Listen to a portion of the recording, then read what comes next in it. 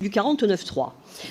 Pour le reste, pour ce qui concerne l'extrême gauche dans sa globalité, je vous rassure, lorsque nous arriverons effectivement au pouvoir, nous ferons effectivement, nous sommes parfaitement respectueux, et c'est en ce sens que cet amendement de suppression va, nous sommes totalement respectueux de la Constitution, et nous sommes totalement respectueux du Parlement. C'est la raison pour laquelle, effectivement, nous déposons cet amendement de suppression, parce que, et je le redis, parce que manifestement, vous n'avez pas entendu ni compris, ou peut-être que vous ne voulez pas le faire.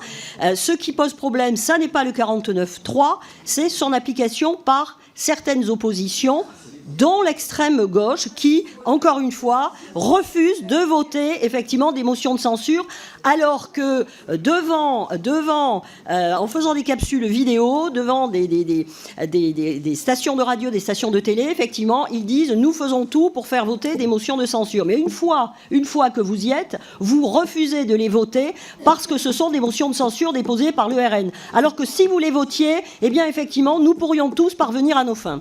Bien, ma foi, les masques tombent, le Rassemblement national défend le 49.3 et nous allons donc vous proposer, nous, de le supprimer. Car en utilisant les 49.3 à répétition sur le budget de l'État, Emmanuel Macron fait pire que Louis XVI. Avec cette proposition de loi visant à supprimer le 49.3, nous voulons donc remettre les choses en ordre dans le pays qui doit son drapeau tricolore, son hymne et sa devise liberté, égalité, fraternité à une révolution qui s'est faite contre la monarchie. Et je vais plus loin, puisque ce dont il est question aujourd'hui a à voir avec la naissance de la droite et de la gauche. Laissez-moi vous raconter cette petite histoire, et M. Balanant va être content, puisqu'on est 2 jours après la Déclaration des droits de l'homme et du citoyen. Nous sommes le 28 août 1789, et l'Assemblée doit se prononcer sur le droit de veto du roi. Il s'agit de savoir si le roi pourra s'opposer aux décisions de l'Assemblée. À ceux qui sont favorables à ce droit de veto, le président demande d'aller à sa droite, et c'est là où on retrouve aujourd'hui le RN et les Républicains, et à ceux qui sont opposés à ce droit de veto, il demande d'aller à sa gauche, et on y trouve aujourd'hui les insoumis, les écologistes, les communistes et les socialistes. À droite, l'autorité d'un seul, à gauche, la souveraineté de tous. Je crois évident que tous ou presque aujourd'hui, nous nous placerions à gauche, si une telle question nous était posée. Et pourtant, certains s'apprêtent encore à se placer du mauvais côté de l'histoire et de la politique. Alors qu'ont fait nos prédécesseurs parlementaires? Ils ont décidé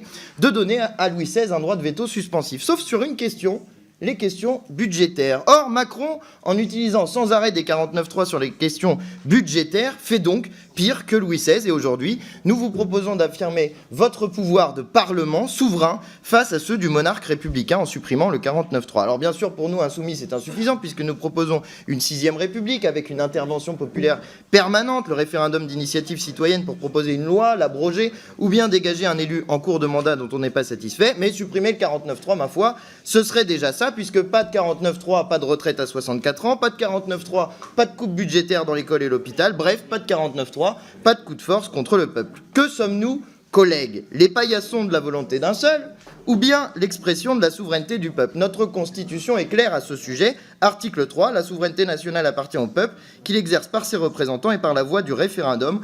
Aucune section du peuple ni aucun individu ne peut s'en attribuer l'exercice. Or, que fait Macron quand il fait passer par 49.3 des réformes dont personne ne veut? Il s'attribue l'exercice de la souveraineté. Et nous ne sommes pas d'accord avec ça, parce que l'article 2 de notre Constitution dit que le principe de la République est gouvernement du peuple par le peuple et pour le peuple. Alors sommes-nous encore en République quand s'impose le gouvernement d'un seul, sans le peuple et contre lui?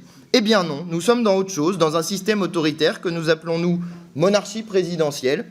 Et le 49.3 est peut-être constitutionnel, comme vous vous plaisez à le rappeler, mais il n'est ni démocratique, ni républicain. Et c'est bien la raison pour laquelle nous vous proposons de le rendre non constitutionnel en le supprimant de la Constitution. Aujourd'hui, collègues, vous pouvez faire honneur à la France républicaine, à son drapeau, à son hymne, à sa devise.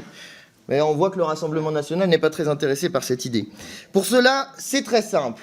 Il faut voter la suppression du 49.3. Et il faut moins de courage pour le faire que Mirabeau affirmant devant l'envoyé du roi « Nous sommes ici par la volonté du peuple et nous n'en sortirons que par la force des baïonnettes ». Nous tous ici, nous sommes là par la volonté du peuple. Et il est plus que temps de faire ce qu'il attend de nous, servir loyalement sa volonté, députés insoumis, fidèles à la longue histoire de la patrie républicaine des Français, nous le ferons. Et vous, on a compris que le Rassemblement national défendait et le 49.3 et le 49.1, c'est-à-dire la possibilité pour le gouvernement de gouverner sans l'assentiment de l'Assemblée. Eh bien nous sommes des républicains et des Français convaincus de cette histoire républicaine. Nous voterons donc la suppression de l'article 49.3 et la modification